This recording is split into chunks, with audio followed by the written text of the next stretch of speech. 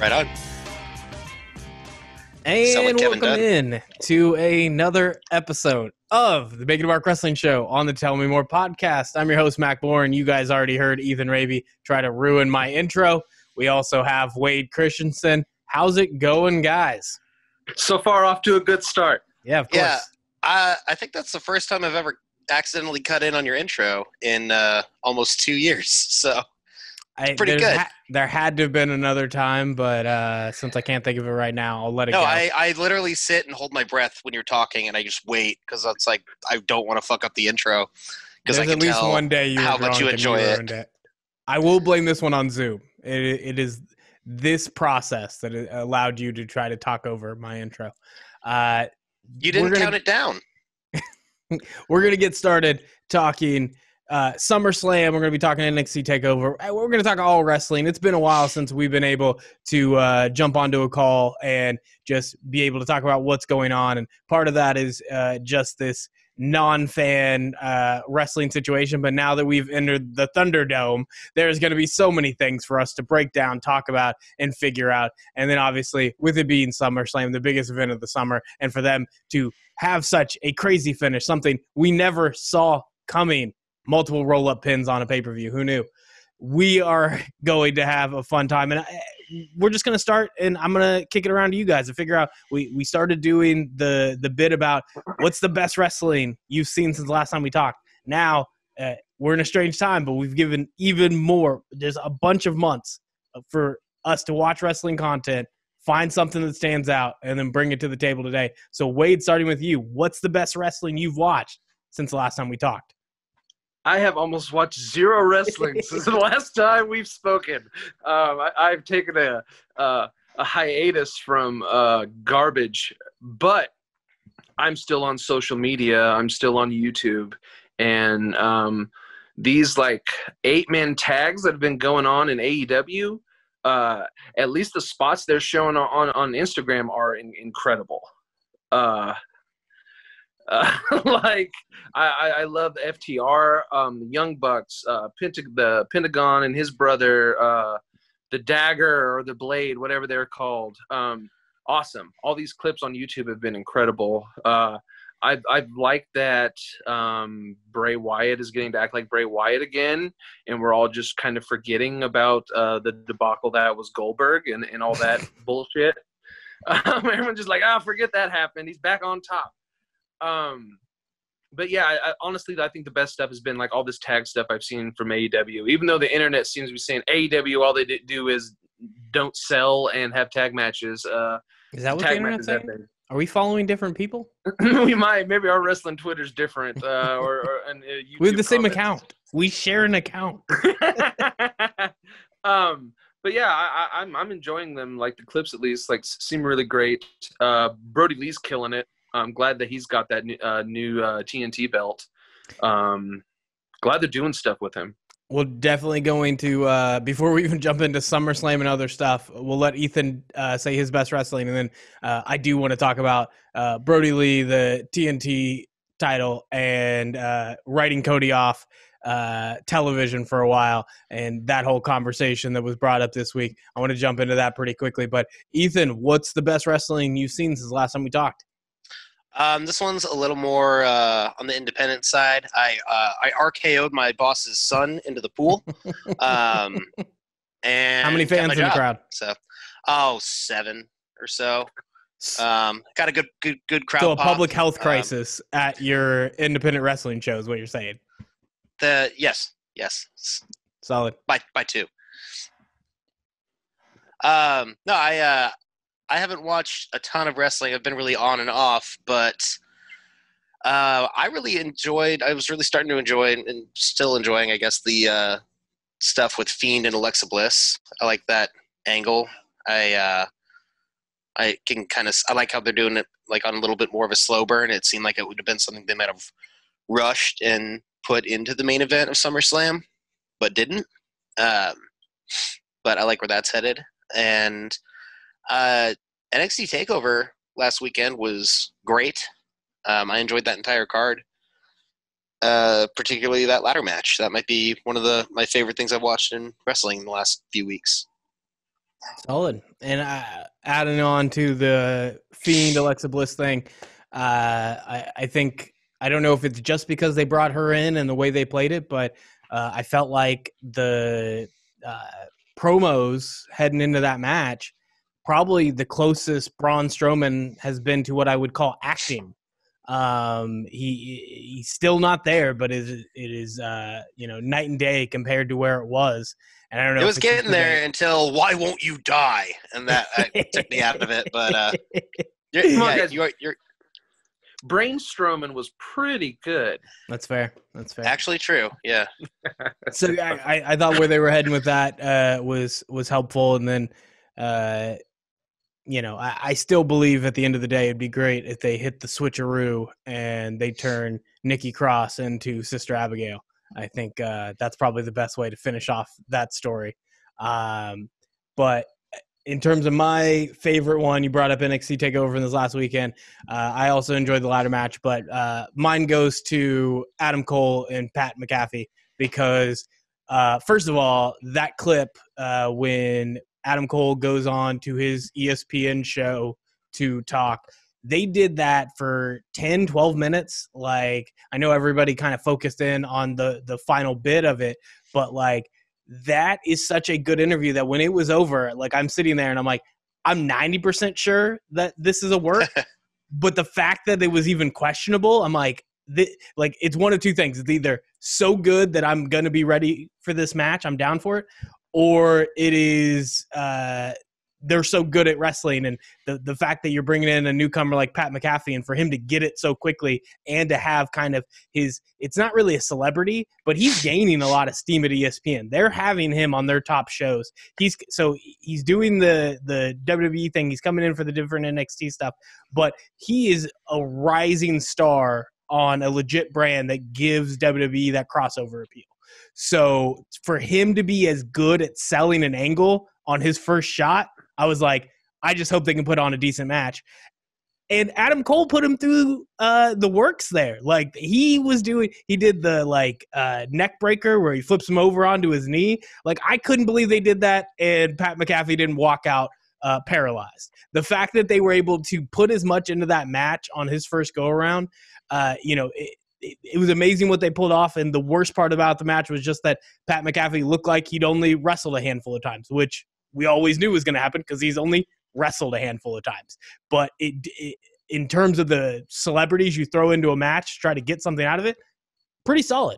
I mean, I don't know if they can replicate it, but I thought it was a good setup, and I thought it was a good enough match to work. I know a lot of internet fans were mad that this was detracting from Keith Lee, Karen Cross. Guess what? It didn't. That match was also great, and they put that at the end of the show. That was for the belt. If you don't have room for Pat McAfee to come in and raise the profile of WWE, you really don't want WWE or any of wrestling to get back on top, to get back to where it was in the Attitude Era. You really just want to complain, and that's your life now, because that was good for everybody involved, and it really added to the show. I really enjoyed it. Yeah, I thought that he's a better pro wrestler than Cain Velasquez. Well, in fairness, Cain Velasquez not doing the WWE MMA shtick. He's done some Hurricane Rodins on the independent that I don't know how good he is, but don't throw him out like he's a bum. That's just what happens when they tell him to go in the ring and do your MMA thing with Brock Lesnar. Right. And I thought the whole angle leading up, and then somebody put together a nice compilation on Instagram of like all of the interview beef that Adam Cole and Pat McAfee have had over the last year or two, like on like NXT pre-shows, and how it's always kind of been there. It wasn't just like the one blow up. But that one was the most significant, that interview where, it's on a mainstream platform. Like, that's the one that all my buddies who know I like wrestling were sending me and saying, like, does this seem like, is this a work? Yeah. Is this real? I was like, and like you said, I was like, I'm like 95% sure that's planned, but there's that 5% of me that, makes you doubt it. And that's what makes wrestling great. And if it's planned, it's damn good. Like, they executed it to perfection. Wade, what'd you think of that whole angle with Adam Cole and Pat McAfee? Same thing with Ethan. Like it was the thing all my friends were sending me going, is this real? No, it's not. It's not. But it was good. Like I completely agree with you. He's blowing up. Like he's all over my YouTube like recommended videos. He's quickly replacing Joe Rogan, just popping up just everywhere. You're just like, how does this keep happening? Why is he here?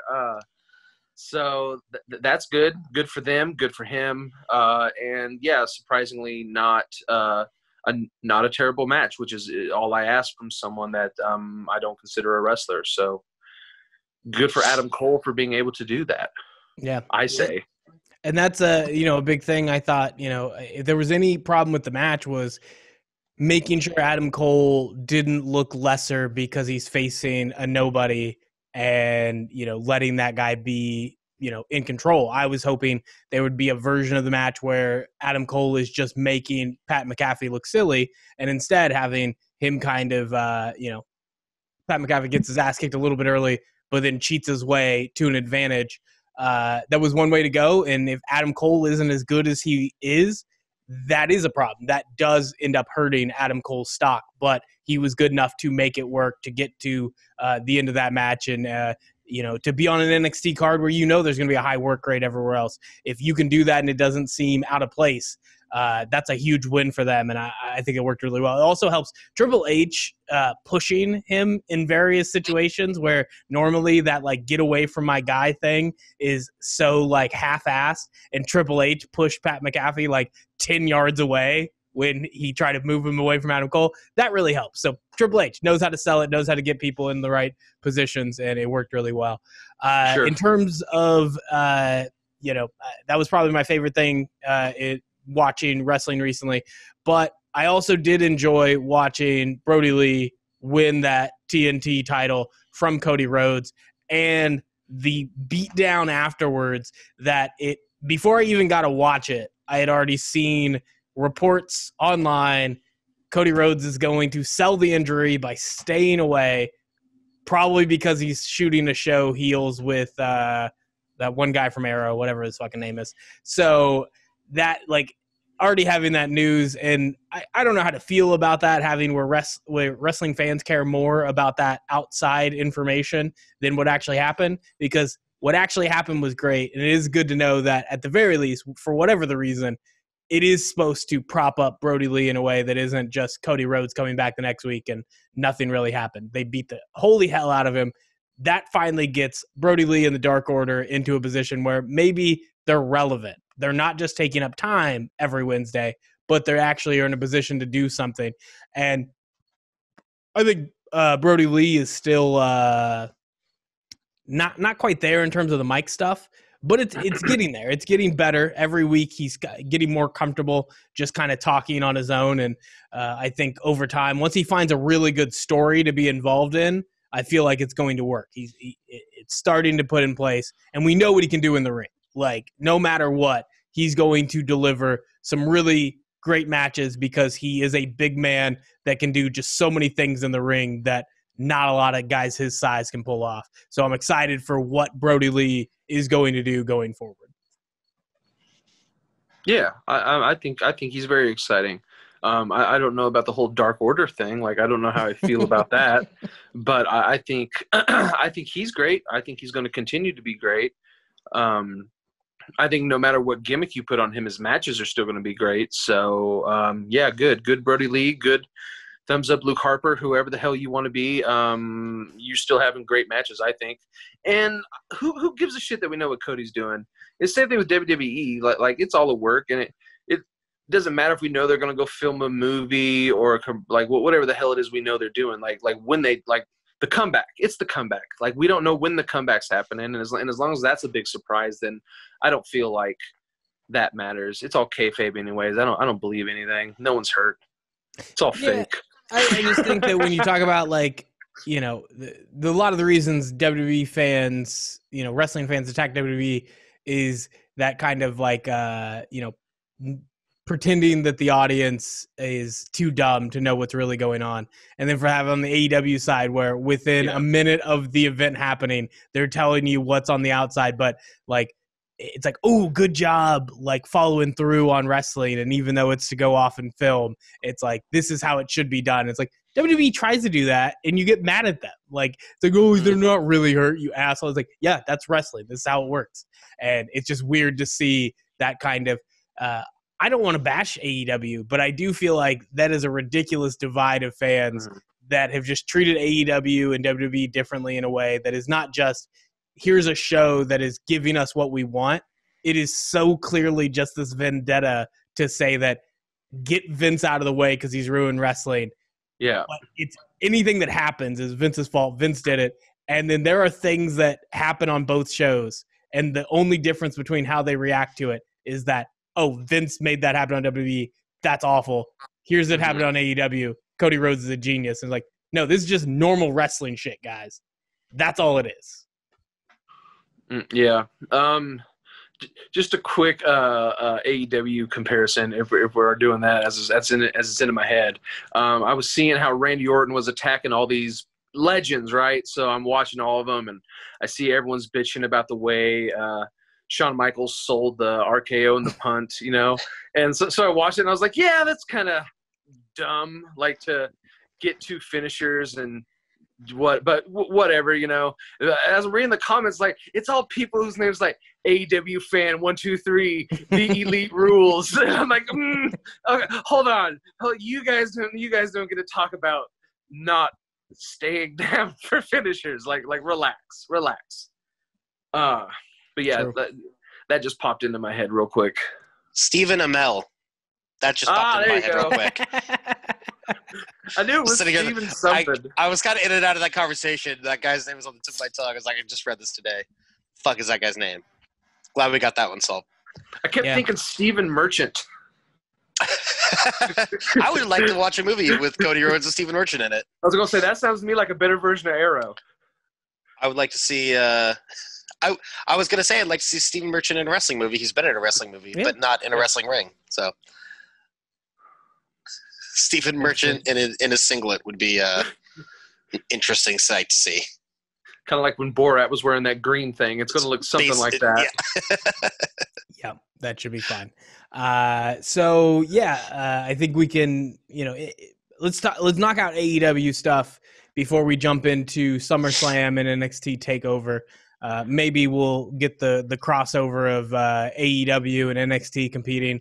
I have seen the ratings just because people will not stop posting it. So all the time I'm seeing it, but it really doesn't matter. And most of the time you could chalk it up to it's good for each company, but neither one has got numbers that is a game changer anyways. So I'm not too concerned about it right now. But that's become the new thing is let's talk about these numbers every week for no goddamn reason. But with AEW, I was just wondering, is there anything else that really stands out? Because I agree with Wade with the multi-man matches, the 8 to 10 man tags, all these things that are putting on great performances. But in terms of stories that are really captivating you, I know right now with the title of Jon Moxley going up against MJF, and MJF is doing this strange candidate type shtick. I don't really understand what's happening, so I'll just start with you guys. Is there anything that stands out on the AEW card that's a really good story happening right now? And what the hell is MJF doing with his candidacy to dethrone dictator Moxley? I don't even know what the hell thing he's saying. Yeah. Thing. I think every election year you're always going to have at least one guy in every promotion doing some kind of, candidacy shtick. And, if anyone can pull it off, it's probably MJF, but it's something that just always seems like that, it's contemporary heat, basically. It's relevant. But to be honest, I've also not really been keeping up the AEW as well the last few weeks. So I am not relevant to this conversation. Yeah, I mean, I saw one promo from it, and I was like, that's good. And then I saw the next week that they were doing it each week, and I was like, never mind. This is not, no. I think it's weird. It's like it makes more sense if he's going up against Cody, who's like the guy in charge of the company that has also put himself into a key position. And if you're like campaigning against that guy, then he's the one who plays politics. I don't really understand how it fits with Moxley. I don't understand how he's the dictator of AEW, but who might have criticized? Yeah, if anything, he's more of an anarchist than anything. Like I don't know how you run against an anarchist politically. Yeah, yeah. I think you guys are right. It doesn't really make any sense at all. It's just like there's an election happening, so we're gonna have an election type of thing. I think Chris Jericho and Orange Cassidy has been kind of entertaining. That's an interesting take. I wouldn't have imagined Wade to come in and be the one saying Orange Cassidy program going really well. Yeah, right now. if I had to pick one wrestler who I just assume Wade hates, it would be Orange Cassidy. No, he's all right. He's interesting, entertaining, to say the least. Like it's always like funny. Like he's funny. Like I wouldn't want to see him like being a serious. Oh, he might win the world title. Like no, but it'll be interesting. It'll be a fun match. I think as far as funny wrestlers go, he's by far the best one. Like I hated Santino. Colt Cabana gets a pass just because he's Colt Cabana. But that's really it. Like I don't like comedy wrestling, and he gets a laugh out of me like at least once during a match. And especially now that he's like, saw some clip last night of him like running and he's like punching Jericho behind the like announce table, but you just see his arms like going like all the way back here and just like bashing the curtain, but you can't see Jericho, so it just looks like he's kicking the shit out of him. And it's like when you saw the zombies run in the new Dawn of the Dead. It's just like, oh, they're running now, like it's kind of cool. It's interesting, entertaining to say the least. Especially Jericho can, I think, like at this point make anything work. If he's going to make those pants and that stupid face paint work, then I guess he can get away with anything.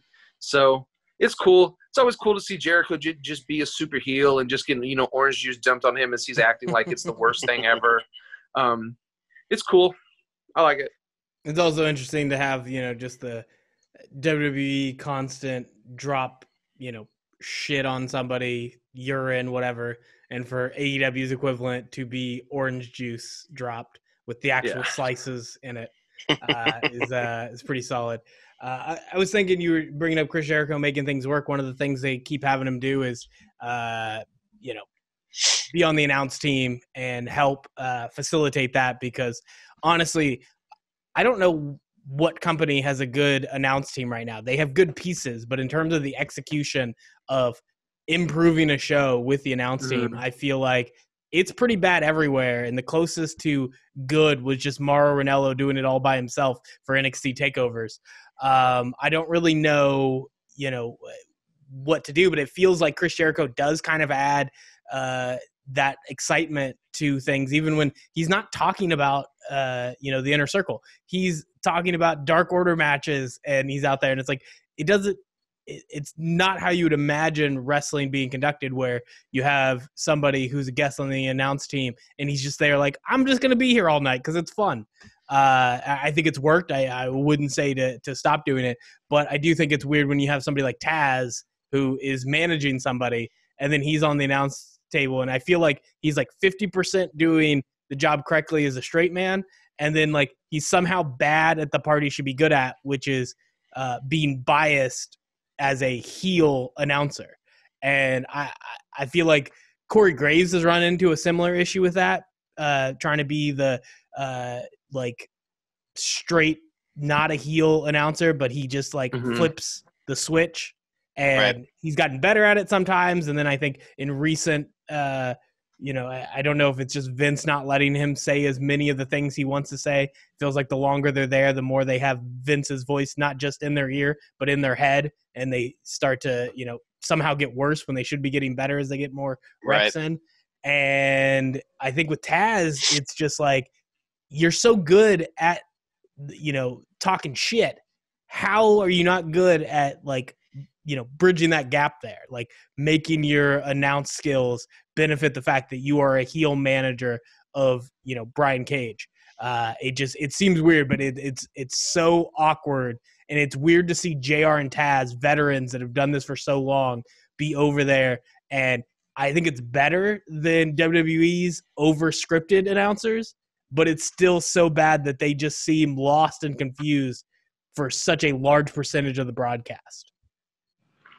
Yeah, I agree with about everything you're saying, honestly. I felt like new Taz, Samoa Joe was doing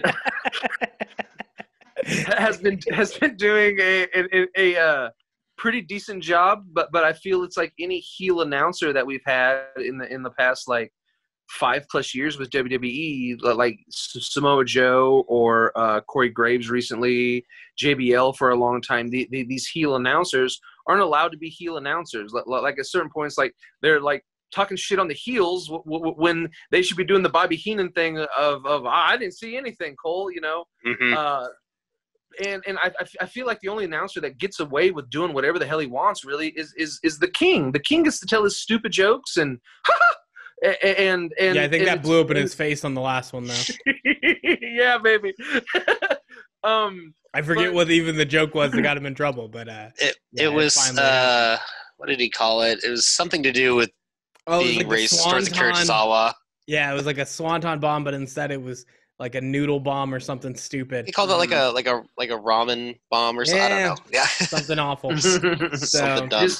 How do you got three announcers and none of them are like the color commentator, like right. They're either just telling you exactly what's happening before your eyes, or they're just speaking about an angle. Like there's no there's no color commentary when we got three people behind a fucking desk, and it's mind-boggling. I also figured out how Cole pisses me off. Like I've never quite put my finger on why he's like the perfect announcer for what Vince wants, but also is just so awful. And I started to figure out he gets over excited. He gets animated like 5 minutes into the match about things that aren't important. And then by the time the big moments happen, that's when he undersells it with this like calm commentary. I'm like, what is wrong with you, Michael Cole? How have you been doing this long? And it's like, you should get excited for the important parts of the match towards the end. Mm-hmm. Like you should ramp up or do the Mauro Ranallo and be at 150% right. All the time. Those just never go down. Yeah, just stay hyped. And, just back, I also do agree with what you're saying. With Jericho, it seems like he's the most like free-flowing of anybody and that's probably doing why commentary right now. That's why it's enjoyable. Teams. Yeah. Like it's like you said, like you get these like guys who are in between of what kind of persona they're trying to portray. And then you have Cole, who's just constantly, having to, he's just been shaped into this like Vince McMahon creation that nobody enjoys. He's great at doing the things that aren't good for wrestling. Right. And it sucks because I think there is a lot of talent that he has. It's just like the constant, being a puppet for Vince's like thoughts basically is what's terrifying. And then with Taz, like you said, he's like 50% bad, which is like he's always been about 50% bad, I feel like. And I've never been a fan of Taz's commentary. And, thinking of adding that to this conversation, Taz in WWE with Vince in his ear is like the worst possible combination of elements for a commentator, I feel like. But yeah, I wish they would just kind of give guys like Graves a little more free reign to be that Bobby Heenan type that just no matter who the heel is in the match, that's his guy. Yeah, exactly. Like that's necessary. That's like if we're going to be hyping the faces all the time, there needs to be someone that's getting over the heels acting like heels. Michael Cole in a nutshell, like his commentary is just like an incredible maneuver by Cesaro. Later on tonight, the big dog, and it's just like, but did you see what just happened? Did you see what Cesaro just did? That was incredible maneuver. Knee. Yeah. So and I wouldn't even talk about announcing as much as we have been, other than the fact that without fans, announcing is that much more important. And it just is amazing how there just isn't great commentary teams right now. Like, and you would imagine, you're putting 3 people on every announced team. That means you have one more person getting reps, and they should be getting better. I hate the 3-man announce team. I don't think it's good for anybody, and I don't think it has been getting people at least not the right kind of reps. And we're just at this weird moment where there are some decent people that might put together good announce teams, but you really do. It's a 2-person dynamic, and you need to get people like switching them in and out to figure out who kind of works well together, and just finding that chemistry. And instead, the 3-man announce teams never find chemistry, and somehow the only ones that ever work is Chris Jericho just taking over the whole thing. Like, that's the only way it really works. Or like I said, NXT, Mauro Ranallo does everything, and everybody else just kind of tries not to fuck it up. Like, that's the only thing I've really seen work for that. And I wish they'd figure it out. And I do believe just going to a 2-man team is the best way to go. That's not just the nostalgia in me. It just doesn't make sense to have 3 people fighting to get a word in. Let's jump to NXT TakeOver and knock that out, and then get to SummerSlam. We already talked about a few of the matches we enjoyed. Keith Lee, Karrion Kross is an important one. Karrion Kross gets the victory over Keith Lee, which is ends up being because Keith Lee is being brought up to Raw. Everybody on the internet got super excited. They announced it was going to happen. And then Keith Lee shows up in some weird skirt-like thing, has his music stolen from him. And I don't know who made him shave, but he came out clean shaven. And it's weird to see somebody who had been on such a role doing so good. And you still wonder, okay, can he do this at the main brand? Does he have the right type of charisma for Vince McMahon to strap the rocket to his back? And you take away 90% of what he was doing and just throw him out there in the ring to figure it out. What did you think of all of the changes they made to Keith Lee as they brought him up to Monday Night Raw? I don't like a single change they made with Keith Lee. Does he always talk like that? Mostly. That's the way all this. Yeah, that's awful. It's like I've seen his matches. Like, I've seen some NXT stuff. I saw his Royal Rumble stuff. Like I've enjoyed his matches, but as soon as he came out there, I was like, oh, okay, new look. And he's like, salutations. And I'm like, what the fuck is that? Like, that can't be his character, right? Because that will never get over in Vince McMahon's world. He's going to debut big and just be mid-card writing now until he goes to AEW or something, because that's never going to work. I hate it. I hate it so much. I didn't know that's what he sounded like. Just who he is than what they changed. I don't care about his music or like the fact that he's wearing baggy shorts now. Like, whatever. I don't care. He does look weird. Like, he needs a beard because like just the weird soul patch thing. Like, it doesn't work with that. It makes that smirk really creepy. Yeah, get the beard back at least.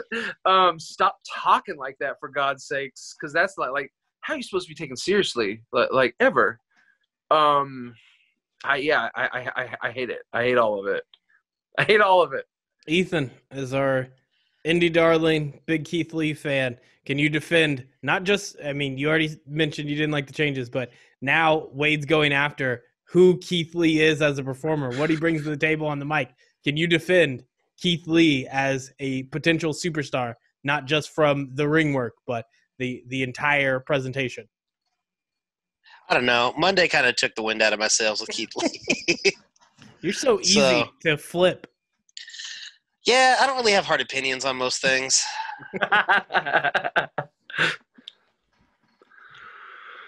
All right. Well, that's the best I have. I don't really have anything solid for Keith Lee other than it's kind of, where I thought he was before. He can do amazing stuff in the ring.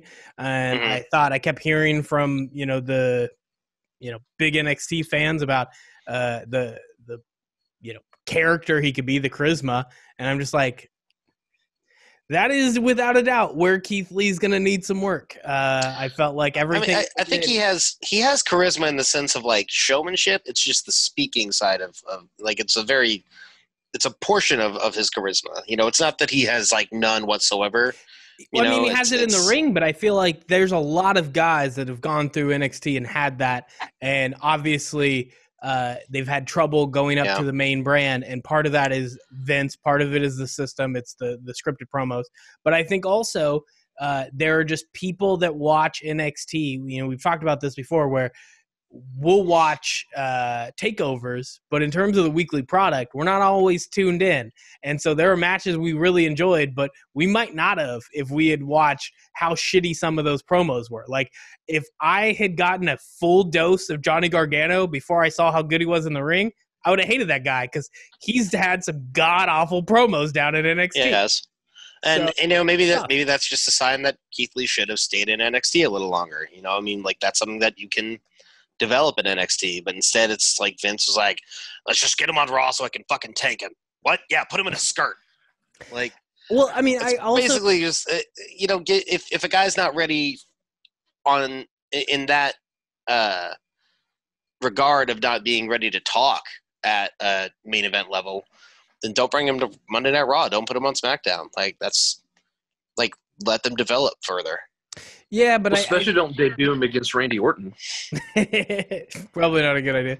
But they also can probably put on a really good match, and so that'll be the big like saving grace is if they can kind of work together and put on something.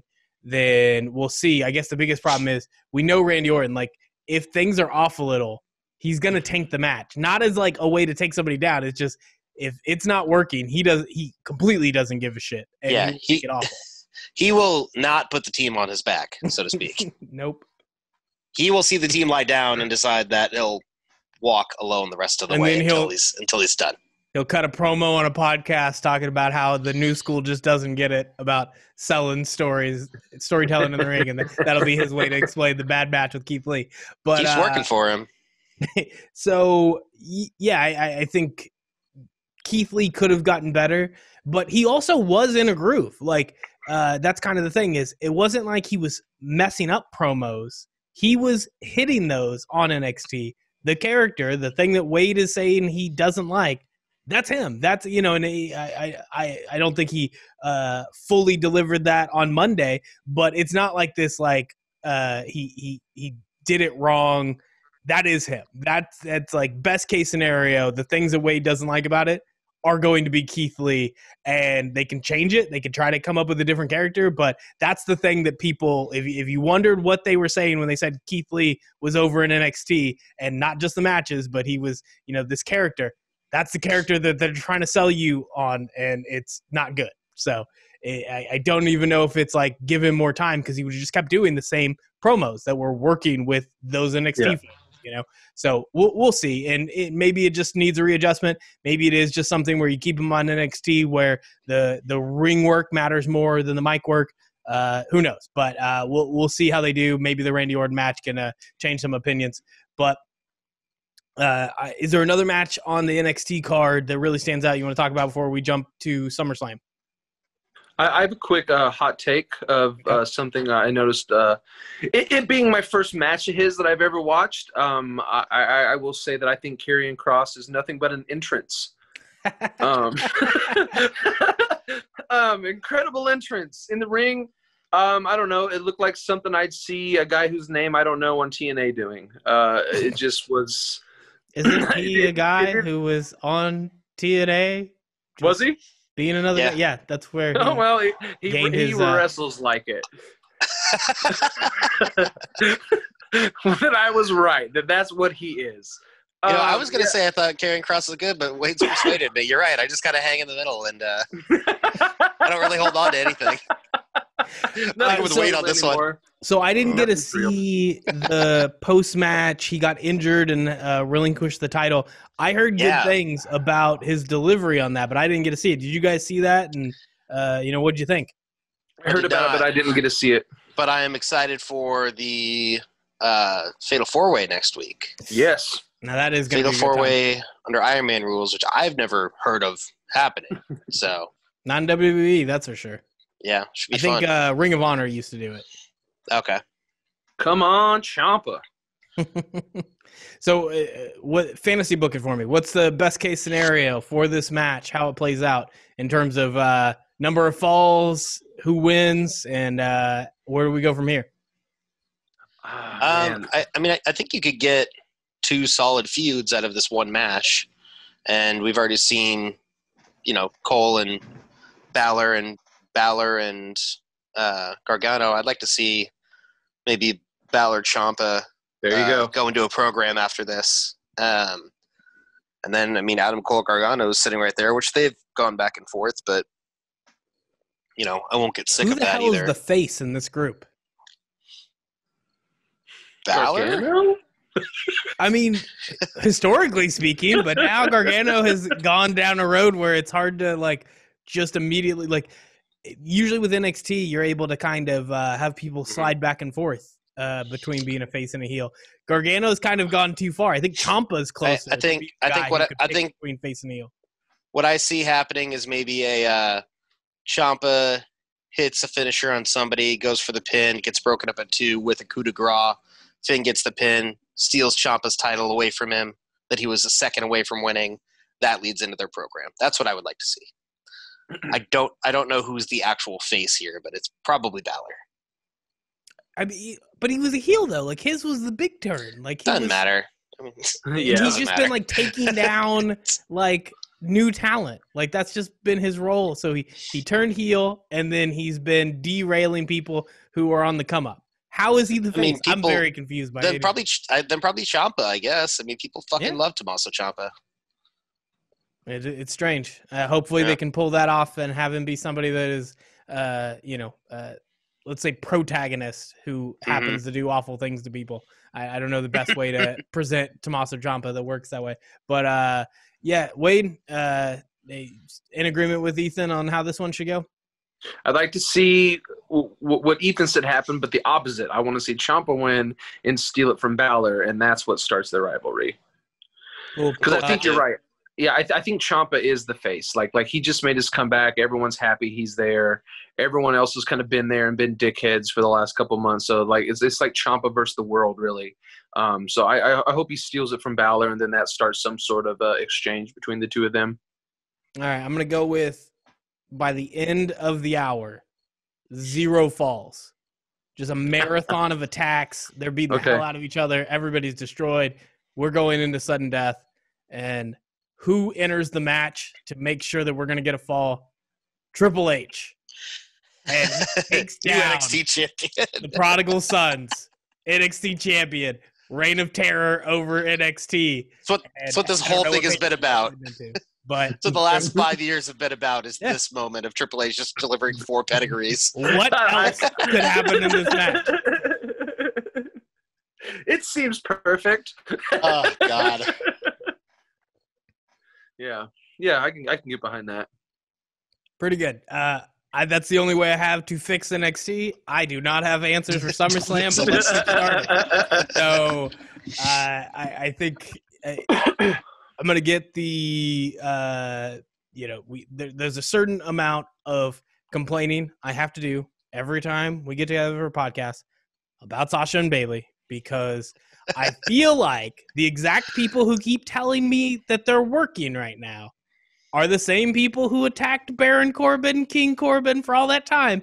And it's if they were right about Baron Corbin, that's literally all these 2 fuckers are doing, and it's taking 2 of them to pull it off, and they're wasting 4 belts to do it, and they're in the middle of a women's division that, as there are so many good wrestlers, and these 2, Bayley, can't, I look at Sasha and Bayley as weird combos where Sasha can put on great matches, but there's going to be an awful just botch that a few of them probably that's going to ruin the match for you.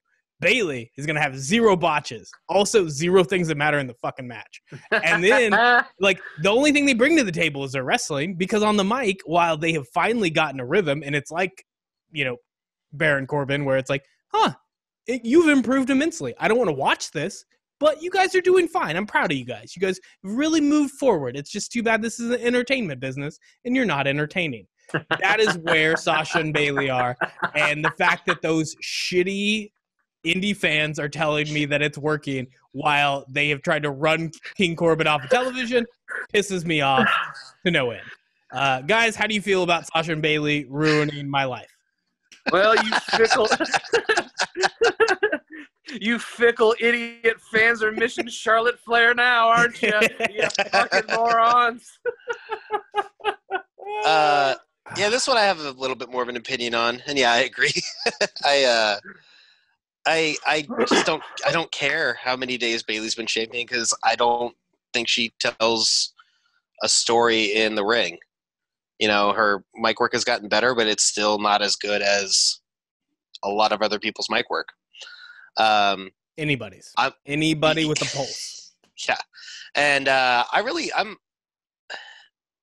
don't have as many negative feelings about Sasha Banks as you might, but I get where you're coming from too. So I just don't know when's the last time she's had a great match, and the last one that was even like above average good, whether it was with Asuka, there were just and all the botches came at the end of the match. That was the worst part. Mm-hmm. You can have a couple throughout a match, but if they're all on the climax of the match and whatever story you're going to tell, and that's why some of those weird finishes, when you have these goddamn roll-up pins and you have these, interference from the outside, they're that much worse when they're led into by 3 botches.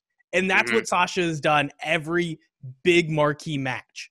And so that's why even the things I do enjoy Sasha in the ring, and I think she as a heel can work. They just haven't gotten her back to where that was when it was at NXT. And part of it is she's just not as good on the mic as she needs to be. But I think she's finally getting that flow. But when it's into this story with Bayley, I think they're just building to something I'm never going to care about. Yeah, it's a breakup of a union that I'm not invested in.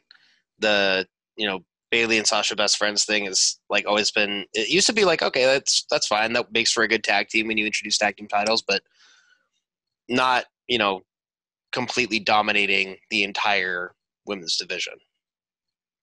Like there's a lot of talent on that roster that's just not being utilized. Yeah, and they're just not good. So we can move on and we can talk about other things that happened at SummerSlam.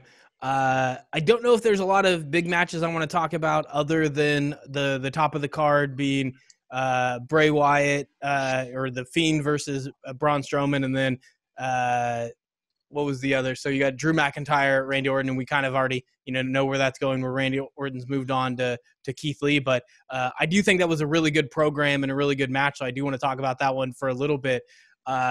Is Drew McIntyre just like slowly putting together like the most improbable run where we entered into this pandemic with him getting that title off Brock, something that I was so excited for and so disappointed in how that finished, and the fact that that's supposed to be a big moment with the fans and you have none of that. And over time I've heard people like, well, it's kind of an underwhelming Drew McIntyre run, but man, the last like 3 matches with Drew McIntyre, he had a good match with Bobby Lashley.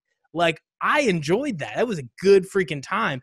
And then now where you're getting into the promo work with Randy Orton, I think Drew McIntyre, at times he couldn't keep up, but he was improving. And Randy Orton just got me super fucking psyched because he's mastered I don't know if he's mastered the in-ring storytelling that he keeps telling people on podcasts, but he sure as hell has mastered the storytelling with the mic. Like, Randy Orton, when he's dialed in, gets me psyched for whatever big program he gets put into. I thought it was an incredible match. I really, really liked it. I didn't have much faith going into it just after not, watching wrestling for months. I was just like, okay, it'll be a match. It was really good. I really liked it. It's just one of those things that it proves that if Randy Orton gives a shit, it's probably going to be a good match. I don't understand what they're really doing with Drew McIntyre's character, like as like on the broader spectrum of so like I understand Randy going and attacking all of these people, but very heel stuff, great heel work. But I don't understand why Drew McIntyre would care about Shawn Michaels or Ric Flair. Like, they've had no impact on his career. It's just a very John Cena thing to do. Is just like, these people are being attacked. Send out Hogan to save them. Send out Cena to save them. Drew Mm-hmm. McIntyre is not Hogan and Cena. He's a completely different animal. He can still be a face and not do atypical WWE Boy Scout bullshit like that. Like they can still build his character, and I think doing that stuff is very cookie cutter. It's very wrestling paint by numbers. But in reality, there's no story behind it. It's empty. Randy Orton didn't gain anything but by beating up these people. He's now, I don't know, 20 years later, a legend killer again. It's good. He did great doing it. It just didn't make sense. Like, if Randy Orton was going against Triple H, that'd be a perfect storyline. But he's not. He's going against Drew McIntyre. So it just didn't make sense to me in that way. But great match, cool match. I like Drew McIntyre as champion. I think like a year ago we were saying that he should have been champion. So, but I agree with you. Like, no fans getting to be in on his win is it sucks. But I don't think it's stopping him from being incredible. Yeah, I think he's going to make the most out of every program that he's in, and he is going to do the, like you said, I think he is going to be a very John Cena like face where he's just kind of the defender of all good sort of thing. And then you've got Ric Flair, who's like the resident damsel in distress whenever they need somebody to like wheel out and get their ass kicked, and that everyone respects. And it's like you said, because it didn't add anything, but I enjoyed the match itself. So I think that you can only do that so many times, so you feel that way about a program. But I think that McIntyre is going to make lemonade out of whatever lemons they hand him. So just enjoy it while we have it. They could have done a similar storyline with people that like matter to Drew. Like, he has a relationship with Cesaro. He has a relationship with Sheamus, which I can't really attack him. He has a great relationship with Wade Barrett. They were in each other's weddings, and they just brought Wade Barrett back as a commentator. So, Randy Orton could have been attacking. He could have attacked Jinder Mahal. He could have attacked Heath Slater. I think Heath Slater's on TNA now. Oh, is he? I guess, yeah. I saw him. He have a match. So I was like, bring him back for one little thing where Randy Orton beats the shit out of him at his house or something. It just could have been, better people. Yeah, I mean, the way I looked at it was I don't think Shawn Michaels should have been involved. I think the Ric Flair thing worked like on its own, as like Randy Orton is by himself in WWE. He only has a handful of what he would consider friends because he's such an asshole. And that was kind of the Drew McIntyre angle, which is, I'm like the defender, not just like the John Cena of good, but I'm the defender of people who had to actually work to get this spot, rather than somebody who keeps getting opportunity after opportunity and is just the handpicked person and is, such a diva because they've been given that spot on the card. And I think that all worked. And then it did go off the rails when he is attacking Shawn Michaels. Because, there's not that connection to Drew McIntyre. But I think beating up Ric Flair worked for Randy Orton, I don't even need Ric Flair in my corner. This is just me by myself. I have gotten to the point where I can beat the shit out of Ric Flair. There are zero friends. There are zero ties. There is just me and that title. And I'm taking it from you. And I think on that worked, and then the other things that he did to fill in some episodes of Raw, it just started to kind of water down the story and take it in the wrong direction. I think that part of it was just passionate promos. I'm willing to let dumb segments. I'm just going to ignore them. They didn't happen. I saw Randy Orton give a passionate promo aimed at Drew McIntyre when Drew McIntyre accused him of being somebody who should have just been fired years ago. And Randy Orton said, yeah, I should have been, but I'm better than you. That's why they couldn't let me go. That's why I'm going to be here, and I'm going to take that title, and I'm going to be the crown jewel of WWE because I'm the only one that's that good. You're not. It is kind of like that like the promo with like John Cena and Roman Reigns when he's like bitching him out. He's like, I don't want to be here. I am the old guy. I wish that I could leave, but you guys aren't good enough for me to leave. Like, I could see Randy Orton going that route, but more of like a heelish, dickish version of that, and I'm into that. Yeah, and they touched it. It was there. It wasn't, like I said, it kind of went the other direction. And in my mind, I was just like, it just chopped that part out of the edit for the promo package before the match, because that first part got me super psyched, and it was also a great match. In terms of the storytelling, we'd mentioned it earlier with The Fiend, Braun Strowman, bringing Alexa Bliss into that, and just using that as to be the kind of reason that Braun Strowman, got suckered into this match and would be his downfall, and Braun Strowman rejects it and just decides to chuck Alexa Bliss. I thought all of that really worked, and like I said, it's still not great, but Braun Strowman's delivery has improved immensely.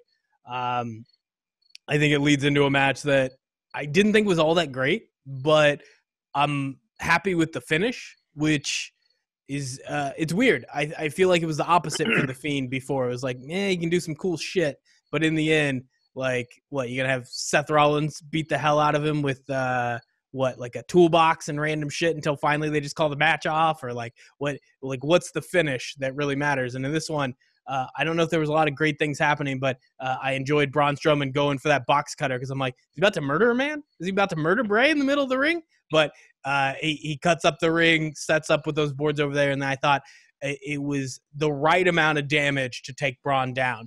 It wasn't some weird, stupid shit that's just going on too long. It was Braun Strowman's doing the Sister Abigail onto the exposed part of the ring, and no, that's not enough. Not from a kick out, but I'm going to pick him back up. I'm going to do it again because I'm going to crush this man. I thought it was a great way to kind of sell where the Fiend is now compared to kind of how they were trying to do that in previous matches, even trying to drown Braun Strowman in the swamp. I feel like this is a much better finish and a better way to build up that character going forward. I will say that Braun Strowman takes apart a wrestling ring like somebody who's never seen one put together. I feel like that spot has been done enough where it's like, I feel like I could figure it out. I had to hop in there and do the Ciampa, peel it back and expose the corner. He just cut a weird little chunk out of it. I like Braun's better. I think the peel back is that's not put together very well. As opposed to, I am going to just do this haphazardly. I'm going to find an opening on this board, and I'm going to do whatever it takes to take this man down. I think the fact that it was awkward helps, because it is I just need to find a way to put down the Fiend. Maybe it's the match. Maybe it's the box cutter part. Maybe it'd been like a machete or like a chainsaw to do it. See, but I think the machete gets into giant hammers with the Bludgeon Brothers territory. It's I need some I can't imagine Braun Strowman swinging a machete at Bray Wyatt, but I can imagine them doing a weird spot. I mean, they already tried to take Rey Mysterio's eye out with steel steps. I can imagine Braun Strowman going after Bray Wyatt with just box cutter straight into the chest. I was down for it. And then for Wade, what do you think? Machete spot, yes or no? I think it has its place. I think we've seen nobody on this podcast has any consistency. That is the most political answer to what do you think about a guy swinging a machete at another guy? It has its place. I think we've seen enough chainsaws in wrestling rings recently. I'm a little over that. But I like the match. Here's another surprise. I thought the match was good. Especially between two tanks,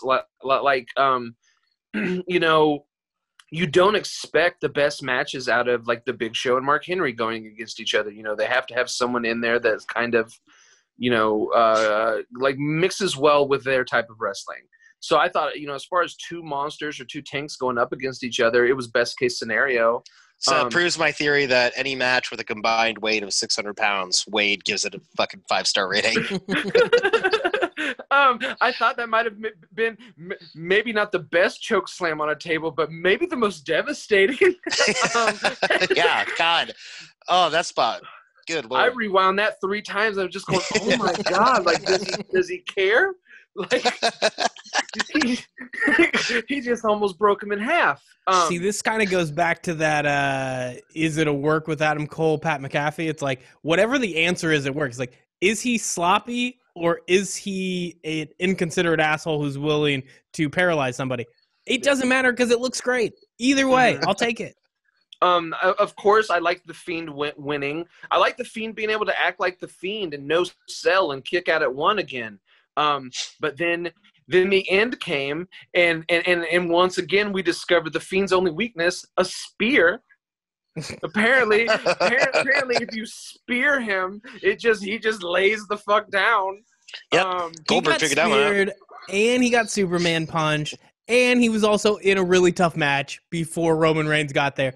Also, the Fiend's biggest weakness, new chompers. So I think the teeth of Roman Reigns scared him off, and he got the job done. Who's scary now, clown boy? I love it. It's like day one, Roman Reigns gets new teeth. Day two, just put him with Paul Heyman and don't let him open his mouth until we get these things fixed. Yeah. Pretty solid.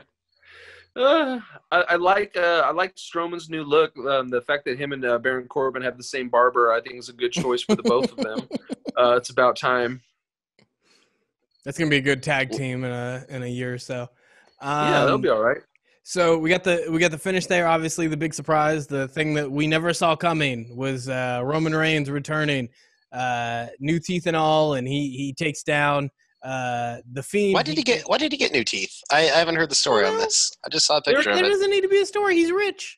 They were kind of gappy. I've lived the gap life. It's fine. You'll be okay, Roman. But if you have the money to do it, fine. Go for it. It works.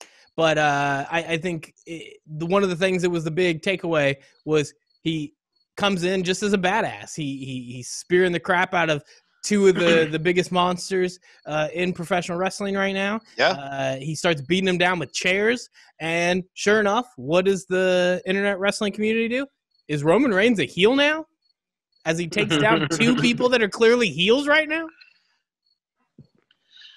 I don't know. I like this, like, if they go, the tweener, wreck everyone and leave kind of, Roman Reigns, then with Paul Heyman, like, fuck yeah, I'm here for it. It's the most excited I've been for Roman Reigns since I've been remission, y'all. Like, really, since that, this has been like, all right, cool. It's the only other time it really, like, popped for a Roman Reigns return. I feel like Roman wasn't the most pushed wrestler then, but I think he was definitely more of a fan favorite when he was this silent assassin with the Shield. Mm-hmm. And I think ever since they've been trying to make him talk, it's just been like now they've seen it him where all the women and children love him and all the dudes are like, you suck. When he was just a silent murderer, the whole crowd was cheering for him. So I think it's a great move to put him with a mouthpiece because he needs one. Just be that badass. Just be the guy that goes out there and spears and drive-by kicks and Superman punches and beats the shit out of everybody. And you can just have Paul Heyman do all the talking for you. It's worked for Brock Lesnar for the past 8 years. So that's the teeth parallel. Okay, I get it now. There's a certain point when Vince McMahon hates your teeth enough, he just puts you with Paul Heyman. Yeah, maybe. That's definitely a theory. It's one I just made up. Let's get it out there. I'm not going to stand by, like, at all. Just put it out there. But I think all in all, it's at least an interesting move for him. It's something other than he's the big dog and it's his yard and he's going to win because that's just how it works.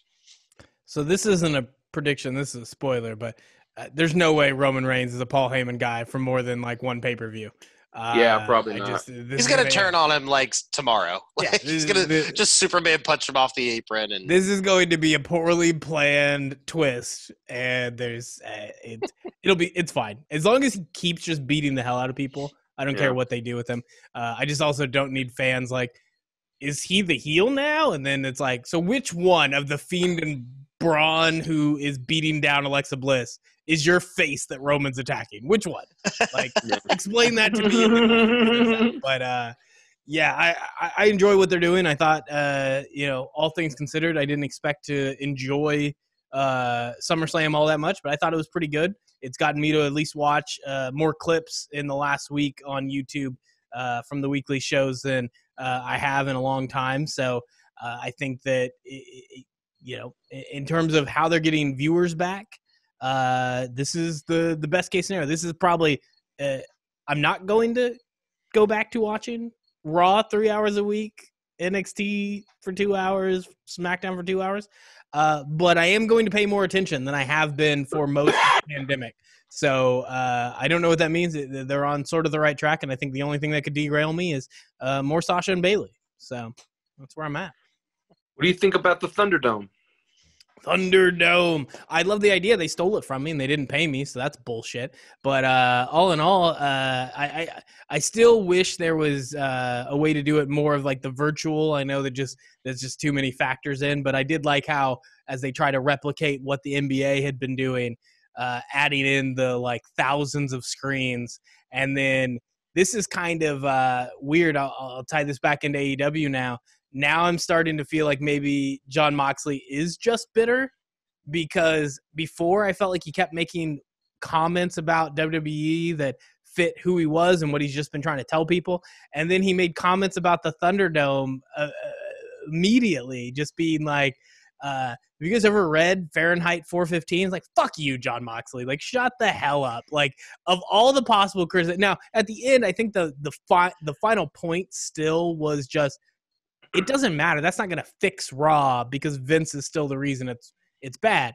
But there's no reason to attack this thing that is, honestly, it's pretty freaking cool. Whether it solves the issues WWE is worried about right now, I think it works about as well as you can. And going into SummerSlam, like I think it made it feel like a real wrestling show. It was never going to make it feel like SummerSlam.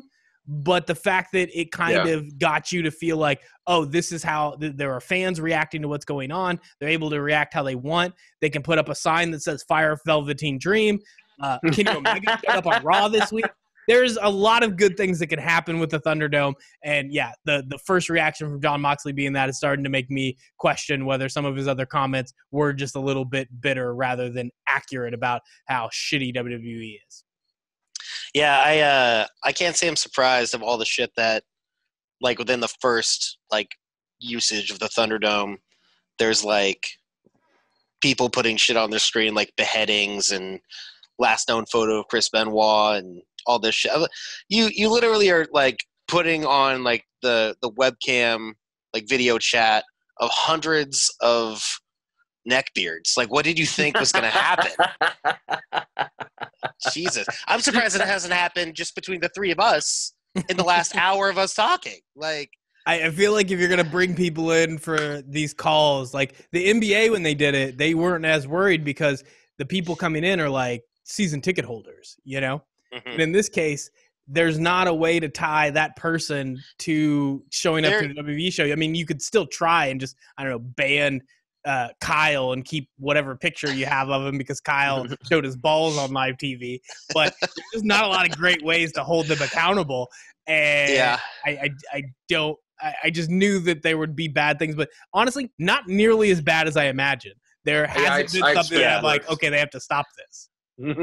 I think somebody showed their asshole, but I'm not entirely I feel like sure. you're just on a different Reddit where they just change the photos. You think you're getting news about what's happening. You're like, man, it's a fucking madhouse over there in the Thunderdome, and it's like people making shit up. I'm on Squared Circle Plus.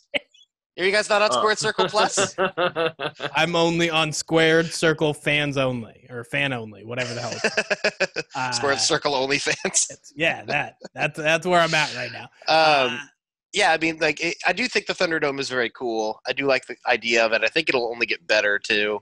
And the fact that they're willing to shell out money for pyro when there's no live audience, that's nice. Pyro that's blowing nice up where the fans are supposed to be. Like, it's pretty cool. Which I feel like could potentially damage the screens, but I guess it's never ruined a Titantron, so it's not going to ruin their thousands of LEDs. It's a test run for, can we do pyro above the fans when they return? This is Vince's testing it out. He's like, if it doesn't damage our LED screens, then you have to sign waivers. You can't sue him if you end up getting burned by the pyro. I almost lost my hearing from the pyro at AEW. That shit. I had PTSD when I left. We were fucking right next to it too, so that doesn't help. But still wouldn't give it up. I was still happy. Like with one ear, I was just like, This is good, guys. I'm really enjoying this. Yeah, that was when I was like really sick too, and like couldn't speak, but it was worth it. We were all dying, and we still Yeah. went. And little did we know, it was right before a pandemic, so we were probably in danger, but we had a good time. Yeah. Just patient zero. Yeah, that's it's crazy to think, but now that we're getting to the point where they're bringing in 10% of fans to AEW shows and crazy things like that, I don't think we're very close to things going back to normal, but people are definitely getting a little bit more squirrely, a little bit more willing to risk trying to make things look normal. So we'll keep an eye out for that, and we'll see how wrestling develops. Maybe we'll get to a point where we can consume wrestling as much as we used to, instead of this, hey, I forgot SummerSlam's on. Maybe I'll throw it on for a second, and there's a couple good matches. So it should be exciting to keep up with wrestling here in the near future. I don't know when we'll be back to talk more. I'd assume it's just going to end up being going to Survivor Series. And I promised last time I'm not going to do this again. I'm not going to promise a preview and a recap, because at this point we're busy and we just don't care enough. So I can only say there's a 90% chance we'll do a recap show. But that's it. As we're heading out, what are you guys going to do? You going to watch wrestling this week, or what is filling up your time as we go forward? Wade, we'll start with you. I got really into Red Dead Online again Solid. recently, so been rocking that pretty hard. If you guys haven't watched The Last Ride yet, please do. I've watched 3/4 of it, or however many episodes. I finished it as it came out. Yeah. I guess if we're not going to get one last good match, at least he gets a full documentary. I count the Boneyard match as good. I enjoyed his last match. Yeah. My plans for this week is try and find a way to watch You Cannot Kill David Arquette. Good work. Solid. I like how nobody's watched wrestling for like 4 months, and now that we've gotten back on the show, it's like, I'm just gonna pencil in some wrestling things for the next week. That'll work out. That's solid. Not actual wrestling that's happening, but some be better. I've watched like the last 2 weeks of SmackDown and Raw. Oh, that's more than I watched. Shit, I just Kind watched of. the pay-per-views. Kind of watched them, and I only had them on while I was doing other work. So we'll see if that changes, but I doubt it. And at this point, I'm jumping into high school football season. Not sure how that's happening, but it is, and it should be fun. So I doubt I will have extra time for anything. But every now and again, if I'm sitting on the couch while playing Red Dead on one TV, I might just throw on WWE Network on the other one and watch some classic matches. That's probably going to be how I handle it. Wait, I might join you on some Red Dead Online soon. I'm looking to jump into that. You guys are both on Xbox, so I'm out. Sorry. Yeah. I can't do anything about that. So that's it. That's all we have for this episode of the Making Mark Wrestling Show on the Tell Me More podcast. Later, folks.